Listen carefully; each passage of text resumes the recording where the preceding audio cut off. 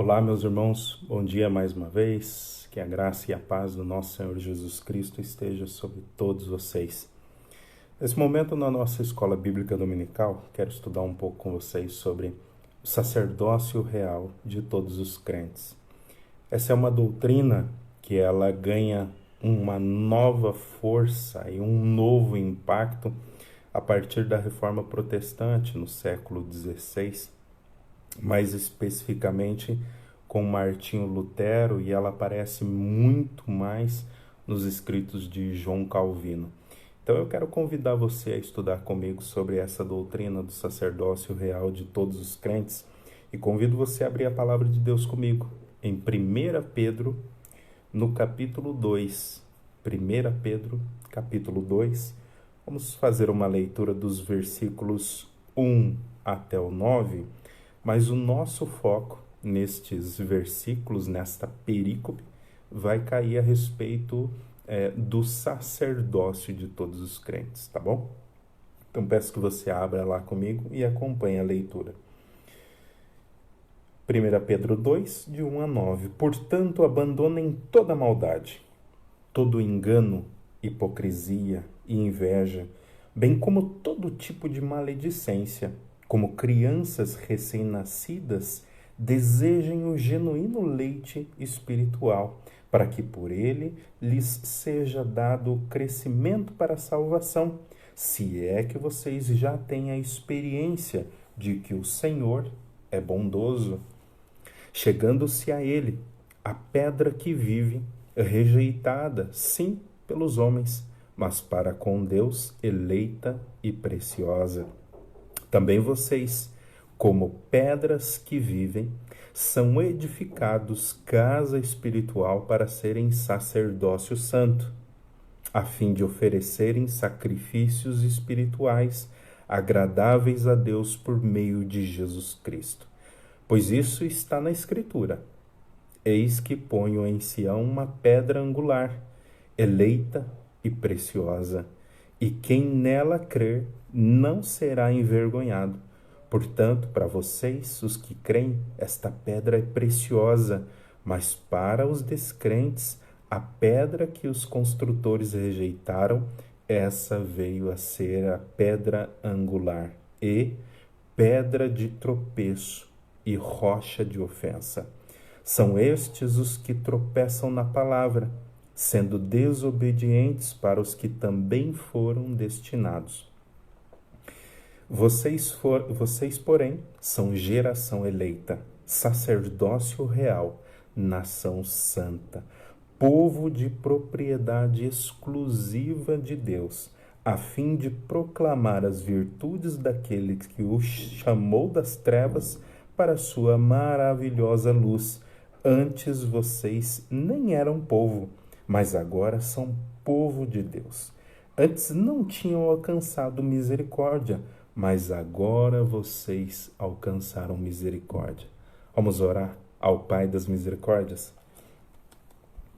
Deus, nós louvamos o teu nome, Pai, pela tua infinita misericórdia que nos alcançou e nos cobriu, ó Deus, pela tua graça, ó Pai, que nos chamou e nos vivificou para essa viva esperança, ó Pai, que temos em Cristo Jesus.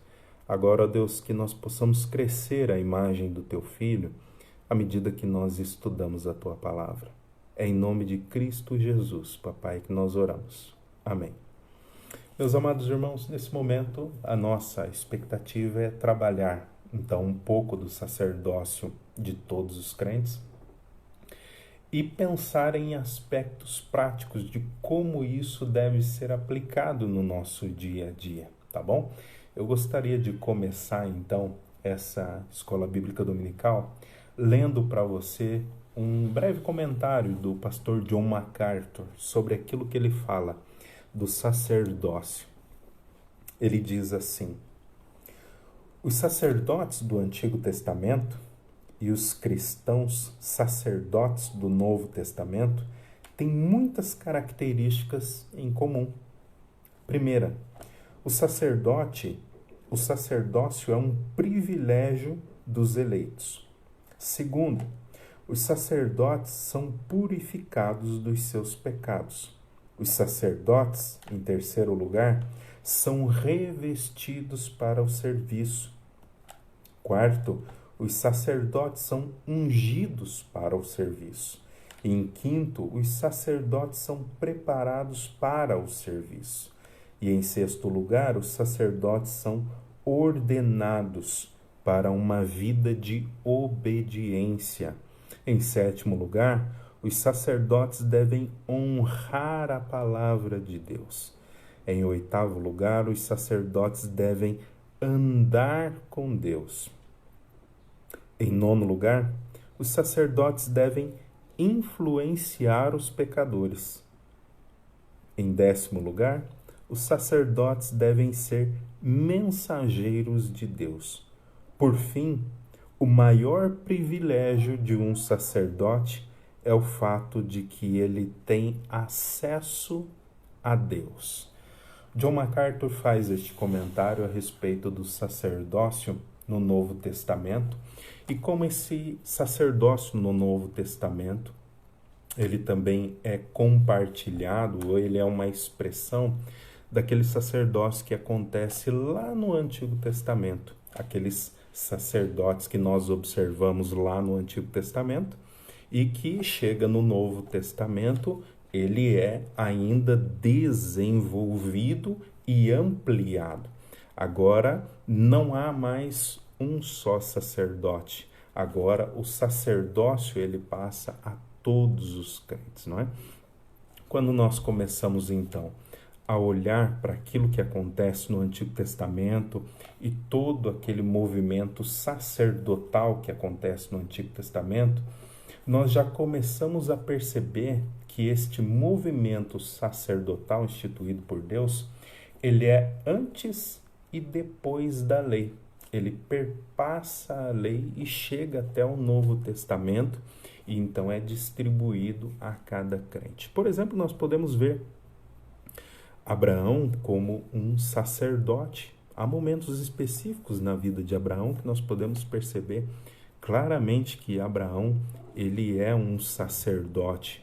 Por exemplo, na sua casa, Abraão, em um determinado momento, ele precisa interceder pelo seu sobrinho Ló, para que Deus, destruindo as cidades de Sodoma e Gomorra, não destrua Ló juntamente com a sua família.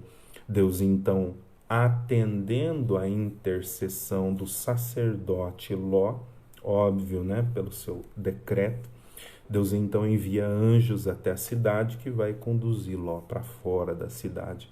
Nós podemos ver, por exemplo, Melquisedeque, que também no começo de Gênesis já surge como um sacerdote que aponta para Cristo Jesus. Nós vemos o livro de Hebreus nos ensinando isso, que o próprio Melquisedeque é uma figura veterotestamentária, uma figura do Antigo Testamento que aponta para nosso Senhor Jesus Cristo como um sacerdote, porquanto Abraão ofereceu a Melquisedeque os dízimos, né? Melquisedeque trouxe a Abraão pão e vinho. É a primeira menção que nós temos na Sagrada Escritura de pão e vinho a partir do sacerdote Melquisedeque. E nós temos muitos outros sacerdotes que estão registrados para nós na Sagrada Escritura muito antes da instituição da lei. Então, quando vem Moisés, liberta o povo do Egito, não é? Deus vai dar a este povo leis para que obedeçam estas leis. Neste momento também, o sacerdócio ele é estabelecido ali por Deus, não é? Algo que já existia então antes, agora na lei é novamente estabelecida. E o sacerdote ele tem diversos trabalhos que precisam ser realizados, como os seus ofícios ali, né, que devem estar entre os seus ofícios. Aquele que nos chama mais a atenção é a parte, por exemplo, dos holocaustos que os sacerdotes precisam fazer. Aqueles holocaustos têm a ideia passam para todos nós a ideia de que por aquele holocausto a pessoa então recebia o perdão. Agora, nós devemos entender bem aquela imagem que está sendo construída ali na cabeça de um crente do Antigo Testamento, porque ele é um crente que, assim como nós, ele tem a promessa de Deus. Então, não é o ato especificamente do sacrifício que torna aquele crente livre do seu pecado ou perdoado pelo seu pecado. Não é assim. Todos os crentes, em todas as épocas, sempre foram salvos pela graça por meio da fé. Isso significa dizer que aqueles crentes do Antigo Testamento olhavam para aquele sacrifício e eram imediatamente impulsionados para aquele que viria no futuro, aquele Messias prometido anteriormente a Adão e Eva, aquele que nasceria da mulher e esmagaria a cabeça da serpente. Então, cada crente que chegava ali e oferecia o seu holocausto, não é? Com a instrução do sacerdote, ele olhava para aquele sacrifício e imediatamente via, então, naquele sacrifício específico, um Messias que viria no futuro e que então o salvaria dos seus pecados. O sacerdote, então, ele está atuando nesse processo de sacrifício. Esse é um dos que nos chegam à mente, então, à vista, imediatamente quando começamos a falar sobre sacerdote, né? Também, quando nós pensamos nesse trabalho sacerdotal, ele parece ser um contraponto daquilo que é o trabalho de um profeta, por exemplo. Você olha para um profeta e você vê que um profeta ele fala aos homens da parte de Deus. Então ele é alguém que comunica aos homens aquilo que é a vontade de Deus. Não é alguém que fica adivinhando coisas como as pessoas pensam. Não é isso. Mas é alguém que olha para o estado de coisas atual e diz, olha, se não mudarmos a atitude, no futuro Deus nos trará isso. Mas ele faz isso de acordo com o estado de coisas presente. Não é alguém que fica o tempo todo adivinhando coisas, não é bem isso o ofício profético. Mas é alguém, perceba que recebe uma palavra da parte de Deus e comunica ao povo. Esse, em síntese, nós podemos resumir o ofício profético. O ofício sacerdotal ele está na contramão desse movimento. Se o ofício profético recebe da parte de Deus e comunica ao povo a vontade de Deus, o sacerdotal está numa mão contrária. Ele fala a Deus da parte do povo. Ele representa o povo na presença de Deus. Ele fala a Deus sobre o povo. Então perceba que é um movimento contrário que nós percebemos no ofício sacerdotal, já no Antigo Testamento e antes da lei. Nós vemos Abraão fazendo isso, por exemplo, né? E vemos outros homens também fazendo isso já no Antigo Testamento. Então, quando nós paramos e começamos a observar esse movimento sacerdotal, nós começamos então a perceber em cada um destes personagens bíblicos que eles imediatamente estão apontando para o Messias. Daí a sua dignidade de estar figurando na Sagrada Escritura como um personagem, porquanto apontam, ainda que de uma forma pálida, apontam para nosso Senhor Jesus Cristo, não é? Esse processo, então, vai se desenvolvendo, esse processo sacerdotal vai se desenvolvendo, são constituídos, então, sacerdotes, primeiros sacerdotes são constituídos, chamados por Deus, comissionados por Deus, eles entram na presença de Deus, são os únicos que têm autorização para entrar na presença de Deus e para falar a Deus da parte do povo, então, e representar o povo na presença de Deus. Estes sacerdotes também, alguns deles acumulam ofícios. Alguns deles são, além de sacerdotes, são também profetas. Eles não só oferecem sacrifícios pelo povo ou falam a Deus da parte do povo, como também eles falam ao povo da parte de Deus. Atuam como profeta também, além de sacerdote. O processo vai se desenvolvendo então, e cada um desses personagens que serve como profeta, como sacerdote, está apontando para nosso Senhor Jesus Cristo. No Antigo Testamento nós temos também o acúmulo de profeta, sacerdote e rei. Os três ofícios que também apontam imediatamente para nosso Senhor Jesus Cristo. Nós podemos ver isso em alguns momentos na vida do próprio rei Davi, como ele acumula estas funções de profeta, sacerdote e rei sobre si também. Este processo vai desenvolvendo e agora nós chegamos no Novo Testamento, em que aquelas imagens pálidas do Antigo Testamento, aqueles personagens do Antigo Testamento apontavam para este grande sumo sacerdote, que é Cristo Jesus, o nosso Senhor. Então, aqueles sacrifícios do Antigo Testamento agora são cumpridos no sacrifício de nosso Senhor Jesus Cristo.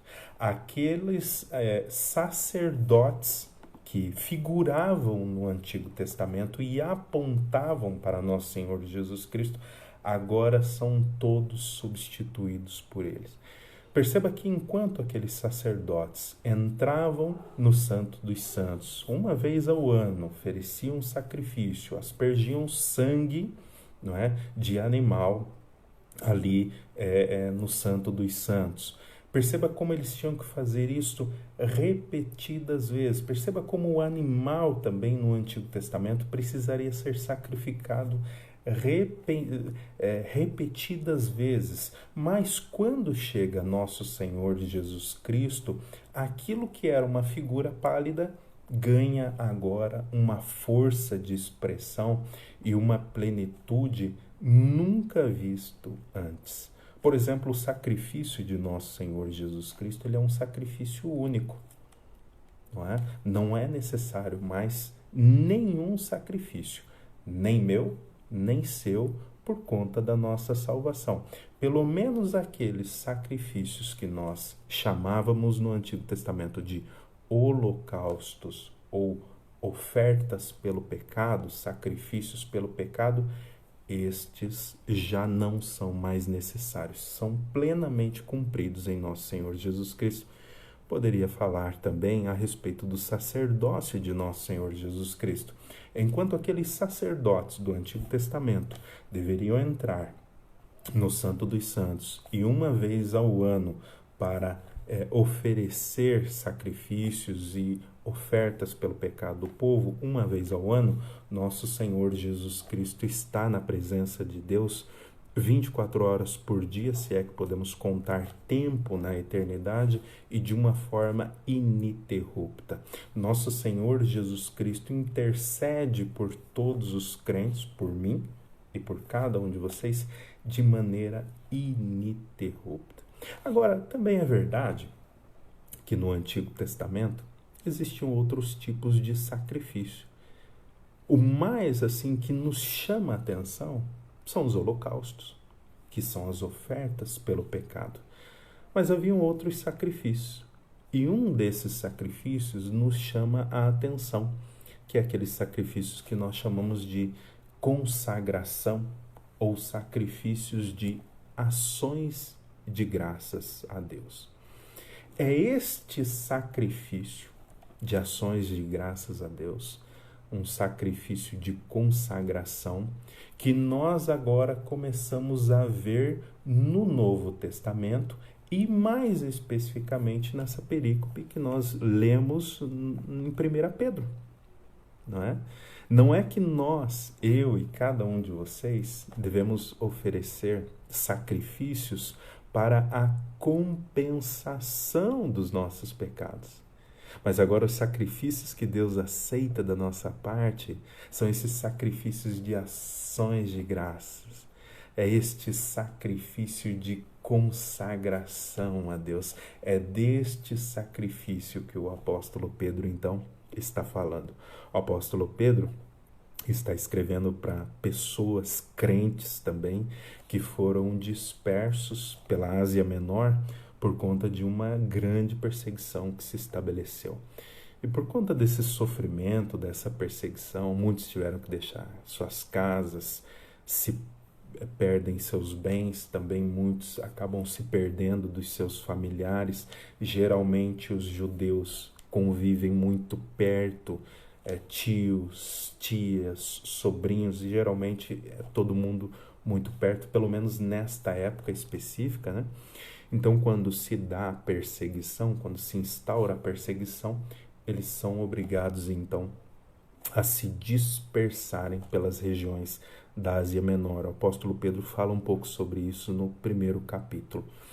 Esses crentes, então, por conta das perseguições que estão sofrendo, por conta das suas dificuldades, dos seus sofrimentos que estão passando agora, eles estão sempre tentados a retornar ao judaísmo, estão sempre tentados a abrir mão da fé cristã.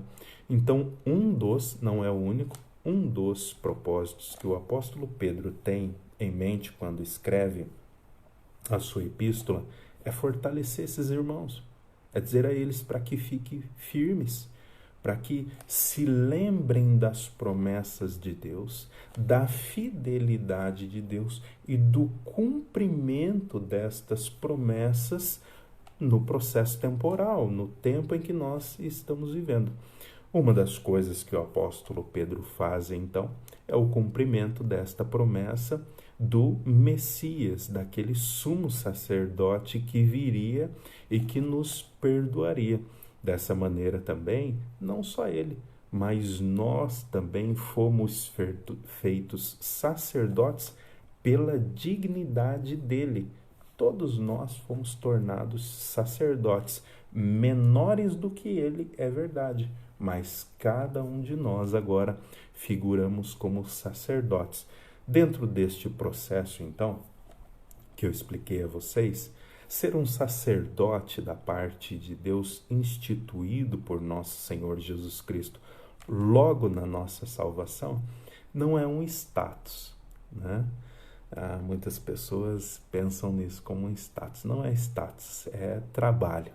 Deus nos chamou como sacerdotes para oferecermos sacrifícios espirituais e agradáveis a Ele. Segunda coisa, para anunciarmos, há um processo evangelístico também em ser um sacerdote de Deus, para anunciarmos as virtudes daquele que nos chamou das trevas para a sua maravilhosa luz. Então, não há status, o que há é serviço. É muito bom ser escolhido por Deus, é verdade. É muito bom saber que nós figuramos como representantes de Deus neste mundo, que nós podemos falar a Deus sobre o povo. Também podemos falar ao povo da parte do nosso Pai, não é? Todas aquelas figuras no Antigo Testamento também carregam os seus princípios sobre cada um de nós, tendo o seu cumprimento no nosso Senhor Jesus Cristo, é verdade. Mas agora somos chamados ao trabalho. Pelo menos 3 coisas importantes, então, para fecharmos pelo menos essa parte. Trata-se de uma escolha, não é? A respeito desse sacerdócio. Ninguém se colocou como sacerdote de Deus. Foi Deus quem nos chamou e nos constituiu como reino de sacerdotes. Segunda coisa, amados irmãos, essa escolha de Deus tem efeitos eternos, não é? Nós falamos aos homens da parte de Deus e nós também falamos a Deus da parte dos homens como intercessores por eles. Isso é um trabalho que tem um peso eterno, que tem efeitos eternos. Terceira coisa é uma escolha que Deus fez e que nos honra demais este ofício. Eu quero pensar então com você aí em algumas questões bastante práticas sobre isso. Olha só o que diz Hebreus capítulo 4, versículos 15 a 16. Porque nós não temos um sumo sacerdote que não possa se compadecer das nossas fraquezas, porém um que, como nós, em tudo foi tentado, mas sem pecado. Cheguemos, pois, com confiança diante do trono da graça, para que possamos alcançar misericórdia e achar graça, a fim de sermos ajudados em tempo oportuno. Essa palavra muito alegra o nosso coração, amados irmãos, e essa palavra também nos dá força para seguirmos o nosso propósito diante de Deus. Agora, além de nós estarmos carregados de muitos privilégios, sendo constituídos por Deus como reino de sacerdotes, existem também algumas responsabilidades e algumas questões bastante práticas. E é sobre isso que eu quero pensar com você agora, nesses próximos minutos que nós temos. Sobre estas responsabilidades que nós temos quando fomos salvos, como quando fomos constituídos por Deus, reino de sacerdotes. Se você parar para pensar sobre ser chamado por Deus, ser salvo por Ele, ser santificado por Deus e figurar então nas fileiras dos sacerdotes de Deus, você começa a perceber então que você não só é um representante de Cristo nesse mundo, não apenas isso, mas pensa que você e eu, assim como aqueles personagens que figuram no Antigo Testamento, apontam de forma pálida para nosso Senhor Jesus Cristo no exercício do nosso sacerdócio, no exercício do nosso ofício. Cada um de nós está apontando para nosso Senhor Jesus Cristo. O propósito de sermos chamados então por Deus, de sermos salvos, de sermos constituídos por Ele como sacerdotes. Qual o propósito, pastor? Propósito evangelístico. Propósito de que as pessoas olhando para mim, olhando para você, possa ver refletido na nossa face Cristo Jesus. E todos nós, com o rosto descoberto, refletindo como que por espelho a glória do Senhor, somos transformados de glória em glória, a mesma imagem do Senhor Cristo Jesus pelo Espírito. Então perceba o privilégio que é isso, né? Como isso deve nos deixar felizes. Agora, existem também responsabilidades, grandes privilégios trazem responsabilidades. Primeira responsabilidade nossa, meus amados irmãos, é estar livres de toda corrupção. É lutar ferozmente contra todo pecado. Assim como o sacerdote do Antigo Testamento, ele deveria ser livre da corrupção e para servir a Deus, ele deveria antes ser purificado. Eu e cada um de vocês, neste mesmo serviço para servir a Deus, já fomos purificados por nosso Senhor Jesus Cristo. É verdade. Agora, meus amados irmãos, neste processo existem falhas que eu cometo, falhas que você comete, que já foram perdoados por nosso Senhor Jesus Cristo, é bem verdade. Nosso Senhor Jesus Cristo não morreu por um pecado nosso, por dois pecados nossos, por um pecado daqui de quando nascemos até o ponto da nossa conversão. Não é isso. Nosso Senhor Jesus Cristo morreu, como diz John Owen, pelos pecados de toda uma vida. Agora, neste processo, nós precisamos, eu e cada um de vocês, ser lembrados vez após vez das nossas faltas. Precisamos ser lembrados de quem nós somos diante de Deus e quem Deus é. Deus é santo e nós ainda estamos em um corpo de pecado. Nós ainda erramos, nós ainda falhamos. E é imperativo, amados irmãos, que cada um de nós rejeite então os seus pecados e abrace a cada novo dia nosso Senhor Jesus Cristo.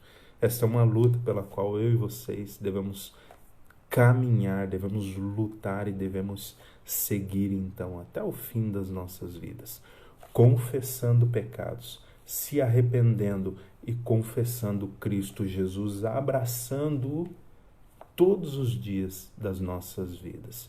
É só dessa maneira que nós rejeitaremos a corrupção, então estaremos sempre prontos para servir a nosso Deus. Deus nos chama para viver vidas santas. Ninguém deve se esquecer disso. Fomos eleitos, é verdade. Fomos escolhidos antes da fundação do mundo. É verdade. Efésios capítulo 1, versículos 3 a 14. Tudo isso é verdade. Agora, o propósito em Efésios capítulo 1, versículos 3 a 14 é dito ali. Para sermos santos e irrepreensíveis na sua presença. Com o propósito, fomos escolhidos com o propósito de sermos santos, para vivermos em santidade, para que possamos também ser um sacerdócio santo. É necessário, então, buscar a santidade. Isso está em 1 Pedro 2, 5. Como templos santos e em santidade de vida, então. Nós lemos em 1 Coríntios, capítulo 6, versículos 19 e 20, olha só o que nós lemos. Ou não sabeis que o vosso corpo é o templo do Espírito Santo, que habita em vós, proveniente de Deus, e que não sois de vós mesmos? Fostes comprados por bom preço. Glorificai, pois, a Deus no vosso corpo e no vosso espírito, os quais pertencem a Deus. Graças a Deus, amados irmãos. Então, a primeira responsabilidade que nós temos como sacerdotes de Deus, pensando em termos práticos, então, que é o propósito dessa aula, é viver vidas santas, é rejeitar o pecado e abraçar a Cristo.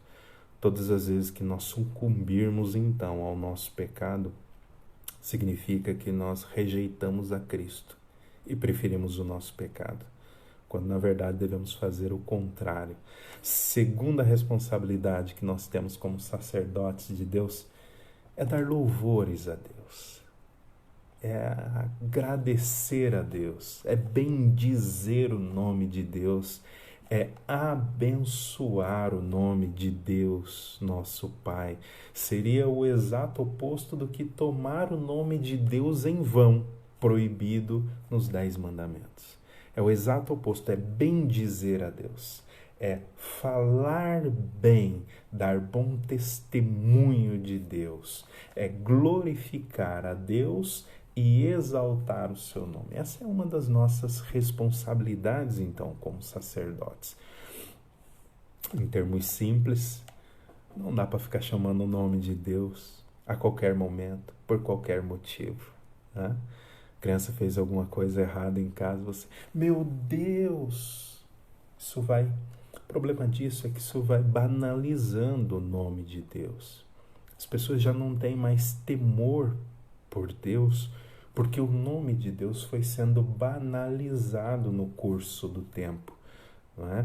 Nós sabemos que alguns escribas do Antigo Testamento, quando iam escrever o nome de Deus, Yahvé, né, eles então trocavam até a pena para escrever o nome de Deus com uma pena nova, com uma pena limpa, né? Eles às vezes paravam para escrever o nome de Deus. Tamanha reverência que se havia ao nome de Deus. Hoje o nome de Deus ele vai sendo banalizado no meio do povo e também no meio dos cristãos. Ele vai sendo banalizado. Por qualquer motivo nós chamamos o nome de Deus, por qualquer motivo nós também fazemos piada com o nome de Deus, fazemos chacota, brincadeirinhas com o nome de Deus. E o problema disso é que isso vai gerando uma perda de reverência do nome de Deus. O nome de Deus vai deixando de exercer aquele temor que deveria exercer. Eu já ensinei a vocês que a palavrinha temor tem o sentido de um passo atrás. É isso que significa temor. É você reconhecer que você não está diante de um qualquer e então dar um passo atrás. Recuar. Por exemplo, como fez Moisés diante da sarça, quando ouviu a voz. Moisés, não te achegues para cá. Tire as sandálias dos pés, porque a terra em que estás é terra santa. Moisés, então, é obrigado a tirar as sandálias dos pés e reconhecer que ele está na presença de alguém que não é um qualquer. O nome de Deus, então, glorificar, louvar a Deus, louvar o seu nome como um sacerdote, tem esse sentido. Acima de tudo, ensinar as pessoas a temerem o nome de Deus, a exercerem o temor, não invocando o nome de Deus em vão, não fazendo chacota com o nome de Deus, não entrando em brincadeirinhas inoportunas com o nome de Deus. Isso não cabe aos crentes. Como sacerdotes do Deus vivo, nós devemos dar então louvores àquele que nos deu o grande dom, o grande sacrifício de seu Filho em nosso favor, em nosso lugar. Não se trata de qualquer louvor, não é qualquer louvor, mas de um louvor que seja agradável ao coração de Deus. Lembre-se que eu falei também a respeito dos sacrifícios que fazemos agora, que não são sacrifícios para perdão de pecados, mas são sacrifícios de louvor e gratidão a Deus. Da mesma maneira, os louvores a Deus que nós cantamos, o nome de Deus que nós bendizemos, que nós abençoamos, não são para a nossa salvação. Os louvores que nós damos a Deus e ao seu nome são também ações de graça da nossa parte. Hoje existe uma preocupação, né? Entre os crentes, entre os cristãos, se o louvor é agradável ao coração do homem. Às vezes, algumas igrejas estão preocupadas com isso. Se o louvor está falando ao coração das pessoas, se o culto está sendo agradável às pessoas, e isso biblicamente é um erro. Chega a ser até anticristão fazer uma coisa dessa. Porque todo culto que nós prestamos, todo louvor que nós cantamos, toda oração, toda pregação, não tem em vista agradar aos homens, mas tem em vista, segundo a palavra de Deus, agradar a Deus, louvar a Deus. Os homens já se louvam por si só, né? Os homens já têm um coração exaltado por si só. Os homens já são egoístas por natureza, né? Não precisa a gente contribuir com isso, cantando louvores para que agrade ao coração das pessoas, pregando para que agrade ao coração das pessoas, tendo cultos voltado para as pessoas. Não precisa disso. A palavra de Deus nos exorta que Deus é o foco e o centro por onde levitam e transitam todas as coisas. Tudo aquilo que nós fazemos tem em vista ser agradável a Deus. Nós representamos Deus, falamos de Deus para os homens e falamos a Deus da parte dos homens também. João capítulo 4, versículos 23 e 24 nos diz assim: mas a hora vem, e agora é em que os verdadeiros adoradores adorarão o Pai em espírito e em verdade. Porque o Pai procura os tais que assim o adorem. Deus é espírito e importa que os que o adorem em espírito e em verdade. João 4, 23 e 24. Nesse momento nós estamos, pela providência divina, privados do culto público. Estamos privados de nos encontrarmos como congregação, né, dentro das nossas igrejas, e entendo que algumas igrejas têm desrespeitado essa determinação. Agora tem feito isso por falta de sabedoria. Acredito firmemente que tem feito isso por falta de sabedoria. Porque a determinação governamental, ela é boa, ela não é ruim. Ela está visando a saúde do povo de Deus e também a vida, a preservação da vida do povo de Deus. Por si só, então, essa determinação não é uma determinação ruim. Ela é boa porquanto ela está debaixo do propósito divino. Agora, todos nós, então, nesse momento, fomos privados do culto público com os nossos irmãos, e eu estou usando aqui o celular para fazer essa transmissão da nossa EBD, então, não é verdade? Agora, meus irmãos, nenhum de nós, estando privado do culto público, está privado de adorar a Deus em privado. Deus está olhando para nós em todo o tempo. E a nossa adoração pode subir a Deus agora em todo o tempo. Nós não estamos mais como estavam os crentes no Antigo Testamento e naquele momento específico da revelação de Deus, em que a adoração, os sacrifícios, os holocaustos de ação de graça eram feitos apenas no templo. Não estamos mais nesse momento. Aonde você está aí na sua casa, você pode abrir a palavra de Deus, você pode estudar. Há bons livros que você pode ter aí na sua biblioteca, que você pode agora colocar em dia essa leitura, que você pode ler. Pense sobre isso. Há boas leituras que você pode fazer que vão te ensinar a respeito de adoração, a respeito da palavra de Deus, a respeito da revelação de Deus no tempo. Então pense sobre isso. Tudo isso são louvores a Deus e é culto a Deus que nós podemos prestar enquanto estamos, por enquanto, privados do culto público.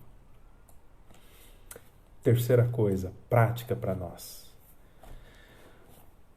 Toda a Escritura, quando ela trata a respeito da santidade do povo de Deus, quer seja entre os sacerdotes, que agora foi distribuído entre nós crentes, quer seja na própria pessoa de Cristo, entre os discípulos, entre os líderes cristãos, todo momento que essa questão da santidade ela é tratada, ela carrega consigo um propósito. E esse propósito é o propósito da evangelização. Então, nós poderíamos dizer que somos santos para glorificar a Deus, porquanto as pessoas olham para nós e veem um Deus que está nos céus. Neste processo, então, somos instrumentos de Deus para manifestar a sua presença, para manifestar a sua existência, para manifestar a sua glória. Devemos então viver de tal maneira que esta vida seja uma vida evangelizadora, mesmo sem a necessidade de abrir a própria boca. Não estou dizendo que o evangelismo deve acontecer sem abrirmos a boca, sem falarmos da palavra, mas estou dizendo que devemos viver de uma maneira que as pessoas reconheçam que existe um Deus que está nos céus. Terceiro aspecto, então, dessa vida de sacerdote para a qual fomos chamados é evangelizar com a nossa própria vida. Como sacerdotes do Deus Altíssimo, nós precisamos dividir a maravilhosa graça com outros através da pregação, através da evangelização, através de uma vida santa, uma vida que mostra a existência de Deus. Diz o nosso texto: para que anuncieis as virtudes daquele que vos chamou das trevas para a sua maravilhosa luz. Toda a luz que nós temos agora, amados irmãos, é uma luz que procede de Deus e deve fluir através de nós para então declarar, mostrar a existência de Deus. Existem crentes nesse aspecto, então, que não vivem de uma forma que tem glorificado a Deus. Há pessoas que conhecem a palavra de Deus como ninguém, exímios conhecedores da palavra de Deus. Há pessoas que colecionam sermões, colecionam livros, PDFs, inúmeros livros às vezes em casa, mas você chega um pouco mais perto da vida e você percebe então que não compreendeu que foi chamado para viver uma vida de santidade, não é? Existem crentes que são pedra de tropeço para muitas pessoas. Existem crentes que não dão um bom testemunho. Então as pessoas olhando para eles, então não veem a existência de um Deus nos céus. Isso é terrível. Isso é terrível e é alguma coisa que haverá de ser dado explicações diante da presença de Deus. Todos nós fomos eleitos, é verdade, fomos escolhidos, nós crentes, mas fomos escolhidos não para viver uma vida de depravação, uma vida de alguém que não conhece a Deus, uma vida de trevas. Nós não somos iguais a eles, não somos mais iguais a eles. Aquilo que aconteceu no nosso passado, antes de sermos chamados por Deus no tempo presente, pertence ao nosso passado. Nós não vamos mais aos mesmos lugares.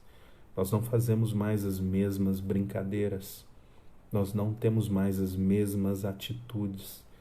Nós estamos em um processo agora em que somos conformados, colocados dentro de uma forma que é Cristo Jesus, e então somos moldados dentro dessa forma todos os dias. Se eu disser para você que não tenho falhas, que não tenho erros, é mentira. Minha família pode dar esse testemunho e dizer para você que eu sou uma pessoa que tem muitas falhas. Mas eu acho que tem uma coisa que minha família também daria de testemunho para você. É que se tem uma coisa que eu tento fazer, é viver como um cristão. É viver como um crente. Eu erro, eu falho, e é verdade. Mas eles percebem que existe uma tentativa, vez após vez. Mesmo havendo falhas, eu me levanto novamente e entendo que Deus me chamou para viver como o Filho dele. O Filho dele, Cristo Jesus, é essa expressão daquilo que eu deveria ser e não consigo. De como eu deveria caminhar e não consigo. Então, todas as vezes que eu me debato e caio, eu peço por misericórdia para então caminhar como ele caminhou. Pense sobre isso então, amado irmão e amada irmã. O privilégio de sermos chamados como sacerdotes de Deus é enorme, é profundo, mas carrega consigo também algo que nós devemos fazer, algo que nós devemos responder, né? Algumas competências que nós devemos preservar em nós, viver uma vida de santidade, bendizer, abençoar o nome de Deus entre as pessoas, e em terceiro lugar, evangelizar a partir da nossa vida.